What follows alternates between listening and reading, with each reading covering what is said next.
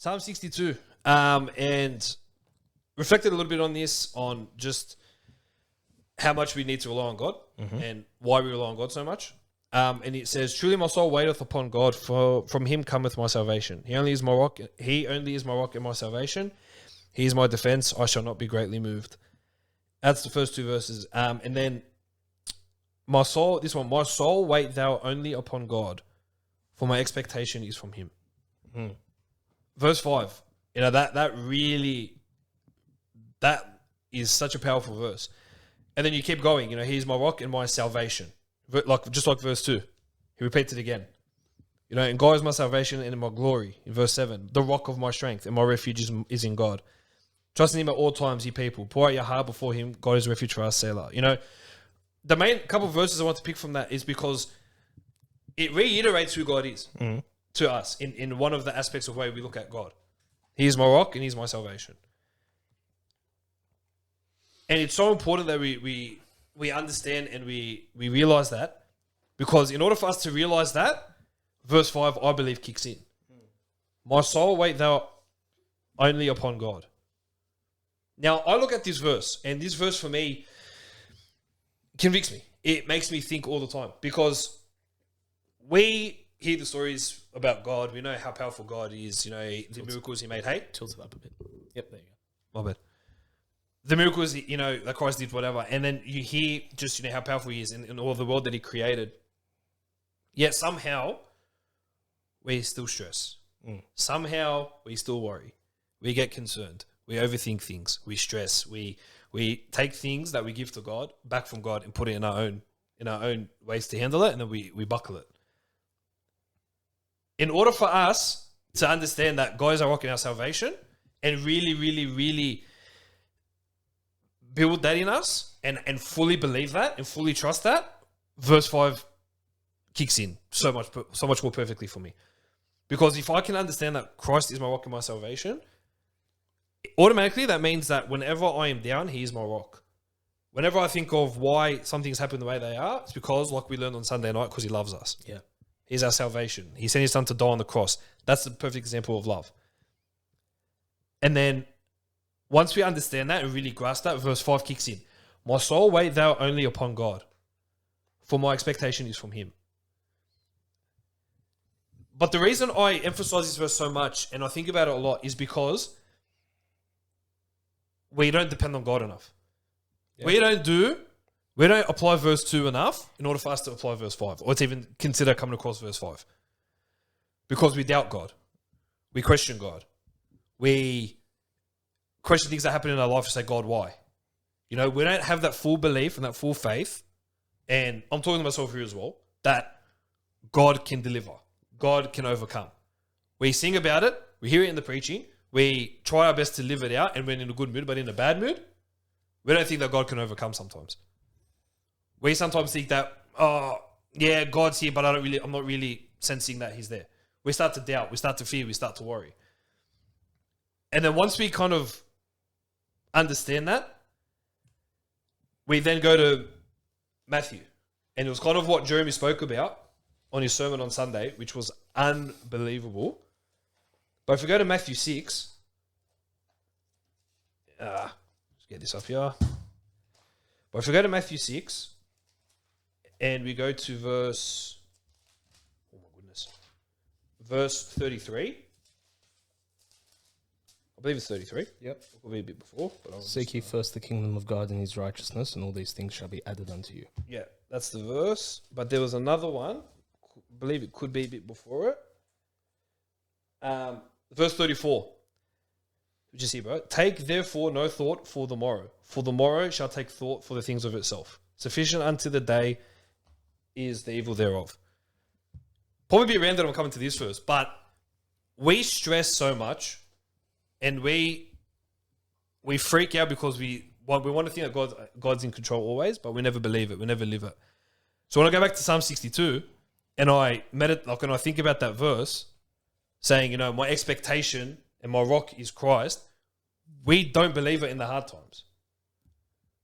We freak out about tomorrow. We freak out about what's to come in the next month. For example, a lot of us, we kind of freaked out about the election. Who's going to be our new leader? what's the future going to look like? Are we stuffed? You know, we start to think things like that. That's just as an example. But the second that we get to understand that God is our rock and our salvation and only Him we can trust, then we can start to really depend on Him being the rock and savior of our lives. Then we can start not worrying about tomorrow for when it comes. That take care of itself. Depending on Christ to take care of itself. And that for me, a couple of verses, but those really stuck out to me and those are very important to me. It's a lot in there. It is, but I think you're right in that it's so easy to go through life stressed out, freaking out, especially when the bad times come. And when those bad times come, you really got to ask yourself, is what I believe truly what I believe, or am I just saying it for the sake of saying it? What are your thoughts on all this, Mitch? Well, I'm not sure if you just...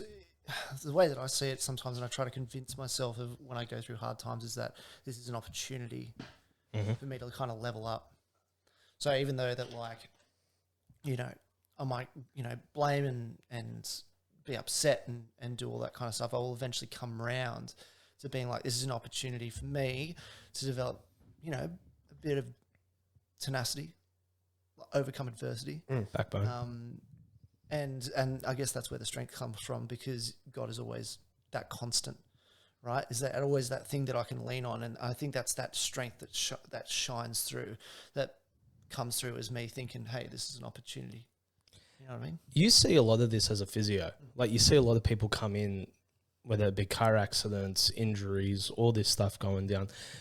Do you see a difference in people who do trust in God in those type of times compared to those who don't? Like, is there a difference in the attitude? If they want to open up with their faith, then that's great. But a lot of them, we don't really get around to it. Yeah, that's fair. But I find that a lot of people who kind of roll with it and handle it better, see it as an idea or as an opportunity to level themselves up. And this happened for a particular reason, whether it be through footy, whether it be the way that I sat or worked or lived, whatever it might be. This is, you know, I was brought here for a particular reason, brought here to meet you. Yep. Now it's time for you to, you know, improve me and make me level up. So that's the way that I see it. I'm not sure if that answers your question. No, it's a fair call. It's just always interesting. I mean, it's that you really went down the path of... Verse 2 is a big one for me. He is only my rock and my salvation. He is my defense, and I shall not be greatly moved.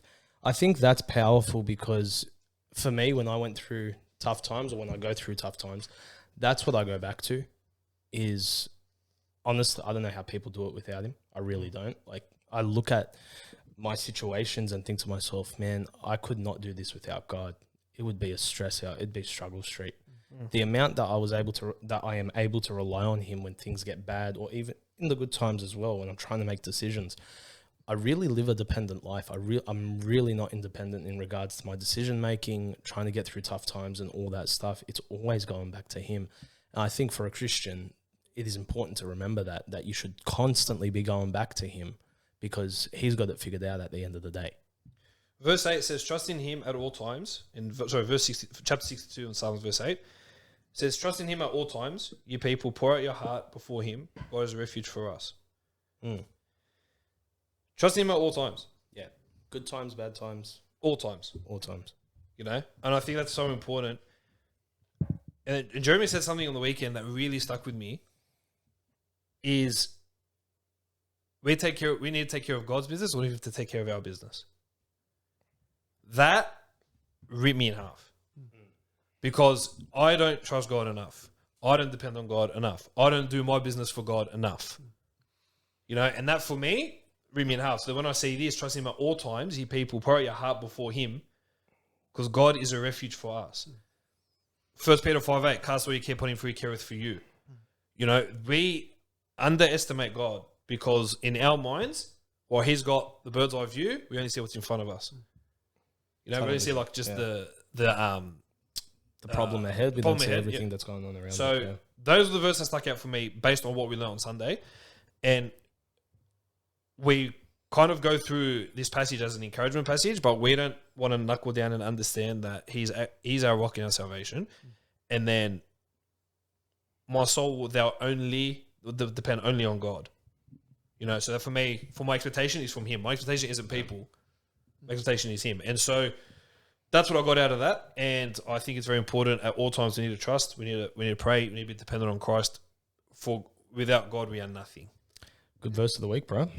From what you said before, sorry, I just want to circle back. Go for it. Yeah, go And for I it. just want to ask you two something. And what you said there, Stat, about, you feel like you don't rely on God enough. Okay. In terms of moving forward, how does that look? I know the answer's different for both of you. That's a very good But how does question. it look? Of you relying on him more? I know. How does it look? It takes work from me. Yeah. So if I'm not relying on him enough, it's because I'm not praying enough. Cool. I'm not reading my Bible enough. Right. I'm not seeking the things of God. I'm seeking the things outside of God. I am trying to live life on my own, knowing full well the power of God, but I don't want to grasp it because I think I can do better. So my thought process automatically is, why am I sinking down this rabbit hole? Why am I going down this spiral? And it will always come back to, am I reading? Am I praying? Always. As a Christian, we have to read our Bible and pray. We talk about it all the time.